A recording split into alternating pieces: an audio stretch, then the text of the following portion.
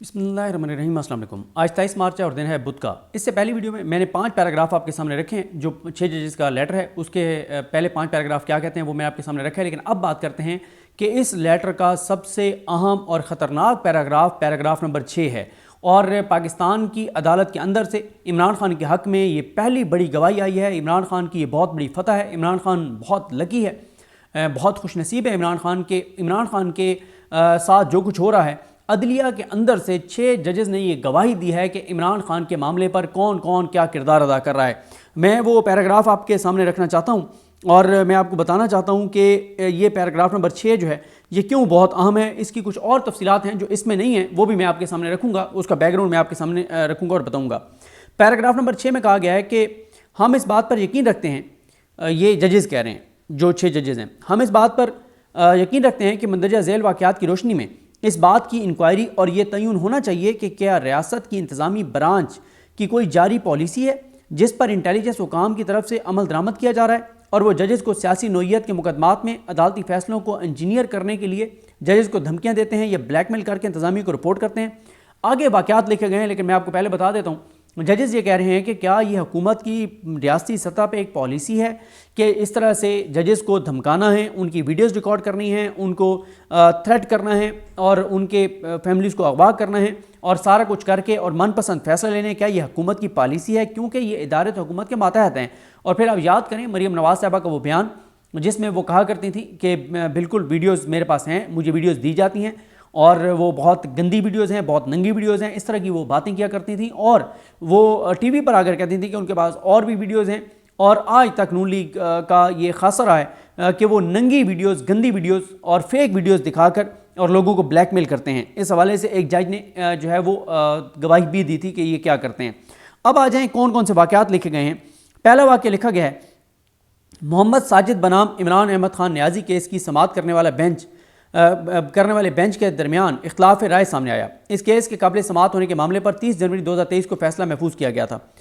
Bench की सरबराही करने वाले जज ने अपनी राय का मसौदा साथी जजेस में सर्कुलेट किया। उस राय में फाजिल जज ने दरख्वास्त को काबिल समाअत करार दिया था, लेकिन 2 जजेस ने इससे इख्तलाफ किया और राय मुख्तलिफ दी। वो राय 19 अप्रैल 2023 को सर्कुलेट की गई। अब थोड़ा सा आपको रुक के बताता हूँ। इमरान खान साहब के खिलाफ टेरियान केस आया। ये एक साजिद नामी शहरी है जो आज तक किसी को पता नहीं है कि ये साजिद कौन है और ये कहाँ होता है, क्या करता है, कुछ पता नहीं है। और ये वो साजिद है जिसके वकील सलमान असलम भट्ट साहब भी आए और सरदार तारिक मसूद साहब के दामाद बैरिस्टर हसनैन भी आए। ये जस्टिस रिटायर्ड हामिद अली शाह जो इस वक्त इमरान खान के खिलाफ प्रोसिक्यूटर हैं FI केस में, साइफर केस में, आज भी उसकी समाअत होनी है। ये जस्टिस रिटायर्ड हामिद अली शाह भी बतौर वकील है। करोड़ों रुपए फीस लेने वाले पाकिस्तान के टॉप 10 वकला में से वकला जो हैं वो आए इस केस में। और आज तक इसका नहीं पता कि मोहम्मद साजिद कौन है जिसने टेरियान केस इमरान खान के खिलाफ किया। ये मामला इस्लामाबाद हाई कोर्ट में दलाइल इसके ऊपर हो कि काबिल समाअत भी है या नहीं है। आई थिंक अगर मुझे याद सही पड़ रहा है तो सलमान अकरम राजा साहब और शायद इसमें अबूज़र सलमान न्याजी भी पेश होते रहे। बहरहाल मेन तो मेरे ख्याल है सलमान अकरम राजा साहब थे। तो इसमें यह हुआ कि दलाइल हुए कि एक दरख्वास्त काबिल समाअत है भी या नहीं। तो होता यह है कि मैंने पहले भी एक दिन एक्सप्लेन किया था कि ये जुडिशरी के अंदर किस तरह से होता है कि जब एक बेंच बनता है और उसका जो सबसे जब फैसला महफूज होता है किसी मामले पर, जो सीनियर तरीन जज होता है वो अपनी राय लिखता है और वो अपना फैसला लिखता है। वो अपना फैसला लिखने के बाद अपने से जूनियर जज जो होता है उसको भेजता है। यानी 3 जज थे। आमिर फारूक साहब ने भेजा मोहसिन अख्तर कियानी साहब को। अगर मोहसिन अख्तर कियानी साहब आमिर फारूक साहब से इत्तफाक कर लेते और साइन कर देते तो फिर ये मामला जाता तीसरे जज अरबाब मोहम्मद ताहिर साहब के पास। और अगर अरबाब मोहम्मद ताहिर साहब इख्तलाफ करते आमिर फारूक साहब की जजमेंट से तो फिर ये 2-1 हो जाता, क्योंकि आमिर फारूक साहब की जजमेंट पे तो साइन कर दिए होते मोहसिन अख्तर कियानी साहब ने, और अरबाब मोहम्मद ताहिर साहब अगर इख्तलाफ करते तो 2-1 से फैसला हो जाता। और अगर आमिर फारूक साहब ने जब भेजा मोहसिन अख्तर कियानी साहब को, वो दस्तखत कर देते कि मैं आपसे इत्तफाक करता हूँ, और फिर अरबाब मोहम्मद ताहिर साहब भी दस्तखत कर देते कि मैं इत्तफाक करता हूँ कि इमरान खान के खिलाफ ये केस काबिल समाअत है और इसको आगे बढ़ाना चाहिए, तो फिर ये 3-0 से फैसला हो जाता। लेकिन यहाँ पे क्या हुआ? यहाँ पे हुआ ये कि 30 जनवरी को फैसला महफूज होता है, 30 जनवरी 2023 को, और 19 अप्रैल 2023 को जो है वो 2 जजेस ने राय अपनी दे दी। जब ये मामला आया, फैसला लिखा आमिर फारूक साहब ने कि बिल्कुल ये काबिल समाअत है, इमरान खान के खिलाफ कार्रवाई होनी चाहिए, इसको आगे बढ़ाना चाहिए, क्योंकि आमिर फारूक साहब जो है वो कन्विंस नज़र आते थे कि इमरान खान को डिस्क्वालीफाई करना है इस केस में, ताहयात नायल करना है। اور یہ ایک ٹیریان کیس آپ کو پتہ ہی ہے، ذرا عمران خان کو اخلاقی طور پہ کمزور کرنے کے لیے اور ایک مہم چلانے کے لیے کیس چلایا گیا تھا۔ اس میں یہ ہوا کہ یہ جب آیا محسن اختر کیانی صاحب کے پاس تو محسن اختر کیانی صاحب نے کہا کہ یہ قابل سماعت نہیں ہے، ایک ہو گیا۔ اب معاملہ چلا گیا تیسرے جج کے پاس۔ تیسرے جج ارباب محمد طاہر صاحب نے جسٹس محسن اختر کیانی صاحب کے ساتھ اتفاق کر لیا اور انہوں نے اتفاق کرتے ہوئے کہا کہ یہ قابل سماعت نہیں ہے۔ اب یہ ہو گیا 2-1 سے ججز نے کب اس کو سرکولیٹ کیا؟ 19 اپریل 2023 کو۔ اب انہوں نے ججز نے وہ فیصلہ بھیج دیا عامر فاروق صاحب کو، اور عامر فاروق صاحب کو کہا کہ آپ اس کا فیصلہ سنانے کی تاریخ دیں اور اس کو اناؤنس کریں کہ 2-1 سے یہ مسترد ہو گئی ہے درخواست کہ ناقابل سماعت ہے۔ اچھا، اس کے بعد یہ ہوا کہ وہ رائے 19 اپریل 2023 کو سرکولیٹ کی گئی۔ عمران خان کے خلاف دائر درخواست کو ناقابل سماعت قرار دینے والے ان دونوں ججز پر ISI کے حکام کی طرف سے دوستوں اور رشتہ داروں کے توسط سے دباؤ ڈالا گیا کہ وہ یہ رائے دیں کہ یہ پٹیشن قابل سماعت ہے۔ اب یہاں پہ یہ دیکھیں کہ محسن اختر کیانی صاحب نے اور ارباب محمد طاہر صاحب نے فیصلہ تو عامر فاروق صاحب کو بھیجا تھا، تو یہ ایجنسیز کے پاس کہاں سے چلا گیا؟ یہ بڑا سوال ہے۔ اس کے بعد انہوں نے کہا کہ ہمارے اوپر دباؤ ڈالا گیا ان 2 ججز کے اوپر کہ وہ اپنی رائے چینج کریں اور وہ یہ کہیں کہ یہ پٹیشن قابل سماعت ہے۔ اس دباؤ کے بعد اپنے تحفظ کے خوف سے انہوں نے اپنے گھروں کے لیے اضافی سیکورٹی مانگی۔ ان میں سے ایک جج کو دباؤ کی وجہ سے ہائی بلڈ پریشر کا عارضہ لاحق ہوا اور انہیں ہسپتال میں داخل ہونا پڑا۔ یعنی اتنا تھریٹ کیا گیا، اتنا دباؤ ڈالا گیا انٹیلیجنس ایجنسیز کی جانب سے کہ ایک جج کو ہاسپٹل ایڈمٹ ہونا پڑا۔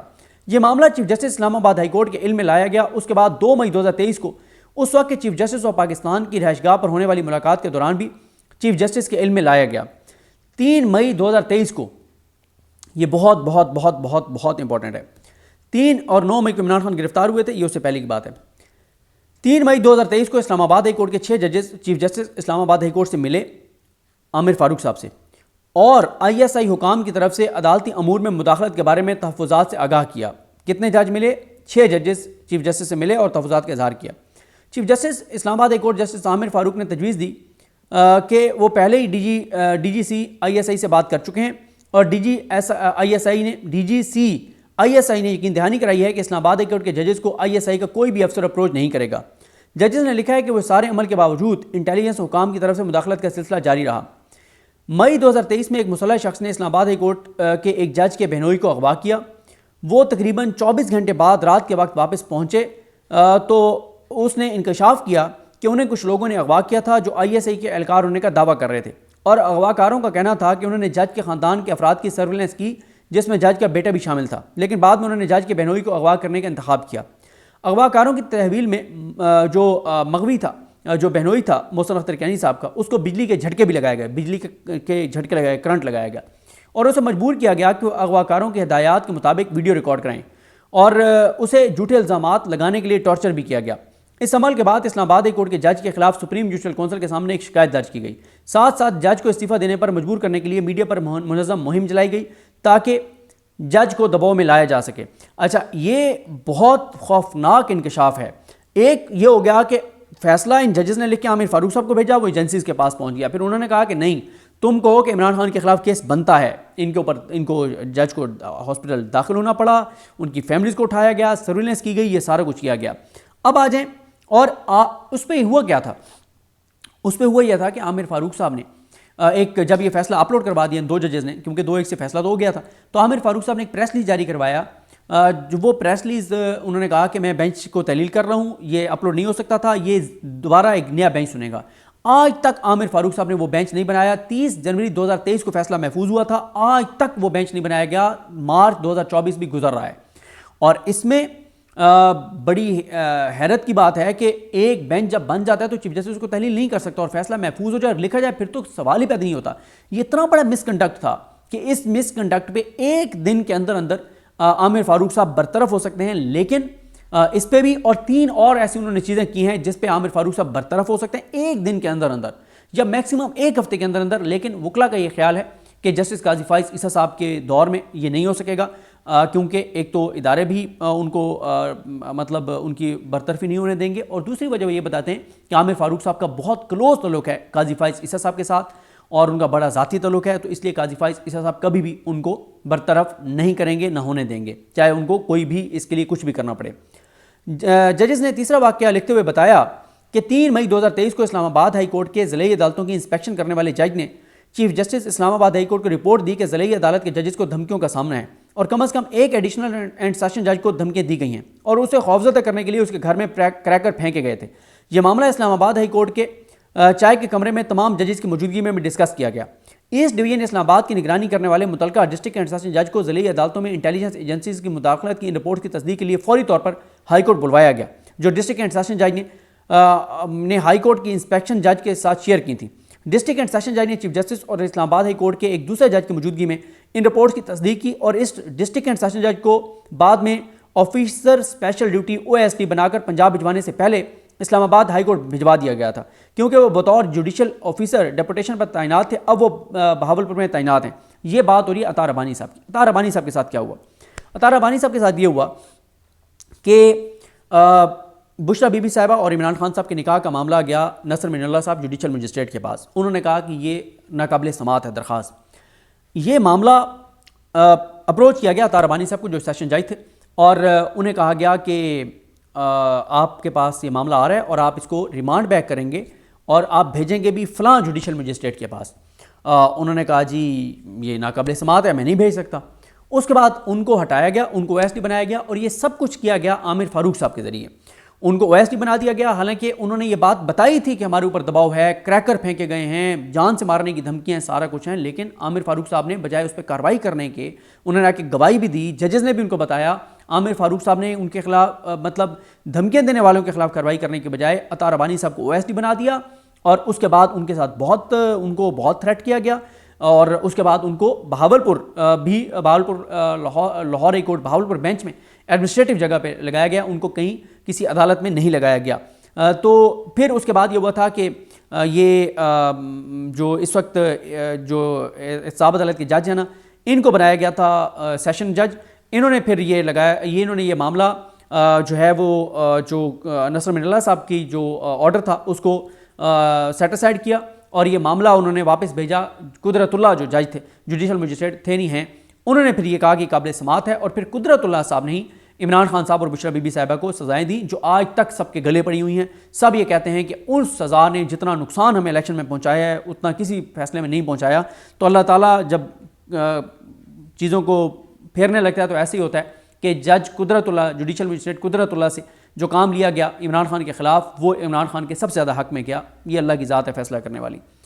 उसके बाद चौथा वाक़या, ख़त में कहा गया है कि 10 मई 2023 को इस्लामाबाद हाई कोर्ट के जजेस ने चीफ जस्टिस हाई कोर्ट को आमिर फारूक को ख़त लिखा, जिसमें बताया गया कि ISI के एहलकार अदालती मामलात में मुदाखलत कर रहे हैं और जजेस ने chief justice Islamabad high court justice Aamir Farooq से दरख्वास्त की कि इन एहलकारों के खिलाफ तौहीन अदालत की कार्रवाई शुरू की जाए ताकि इस्लामाबाद हाई कोर्ट के अमूर को इंतज़ामिया और इंटेलिजेंस एजेंसीज की मुदाखलत के बगैर आगे बढ़ाया जा सके। ताहम चीफ जस्टिस की तरफ से कोई भी कार्रवाई शुरू नहीं की गई। उस ख़त की कापी भी मुंसलिक के साथ की गई है। पाँचवां वाक़या, इस्लामाबाद हाई कोर्ट के जजेस ने मुनासिब समझा कि ये मामलात सुप्रीम कोर्ट के सामने लाई जाएं। इस ज़िमन में चीफ जस्टिस ऑफ पाकिस्तान से मुलाकात का वक्त लिया गया। 19 मई 2023 को इस्लामाबाद में मौजूद इस्लामाबाद हाई कोर्ट के 6 जजेस ने चीफ जस्टिस पाकिस्तान से मुलाकात की। उस रोज़ chief justice Islamabad high court justice Aamir Farooq Lahore में थे और एक जज की सर्जरी थी, इस वजह से वो मुलाकात में शामिल ना हो सके। चीफ जस्टिस ऑफ पाकिस्तान से होने वाली इस मुलाकात में जस्टिस इजाज़ुल एहसन भी मौजूद थे।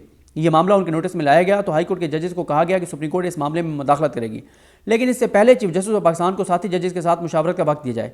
जजेस ने लिखा है कि उसी रोज़ हम सुप्रीम कोर्ट के सीनियर तरीन जज जस्टिस काजी फाइज ईसा से भी मिले और ये मामला उनके भी सामने रखा। यानी ये कह रहे हैं कि ये सारा मामला जस्टिस काजी फाइज ईसा साहब के नोटिस में था और बताया जाता है कि उस वक्त काजी फाइज ईसा साहब ने कहा कि मेरा तो इख्तियार नहीं है, एक बार मुझे उहदे पे आने दें, फिर ऐसी की तैसी है, कोई बात करके देखे। लेकिन काजी फाइज ईसा साहब के आने के बाद चीज़ें और ज़्यादा ख़राब हो गई। उसके बाद छठा वाक़या, जजेस ने लिखा है कि साल 2023 की गर्मियों की छुट्टियों में इस्लामाबाद हाई कोर्ट के एक जज अपनी सरकारी रहशगाह मुंतकिल हुए। घर की मामूल की मुरम्मत के दौरान दीवार पर लगी एक लाइट को हटाना पड़ा तो इंकशाफ हुआ कि लाइट की जगह वीडियो कैमरा नस्ब किया गया है, जिसके साथ एक सिम कार्ड भी लगाया गया था और इस कैमरे के जरिए जज के घर के ड्राइंग रूम से ऑडियोज़ और वीडियोज़ रिकॉर्ड की जा रही थी और उन्हें कहीं मुंतकिल किया जा रहा था। इसी तरह का एक और कैमरा जज के घर के मास्टर बेडरूम में भी लगाया गया था।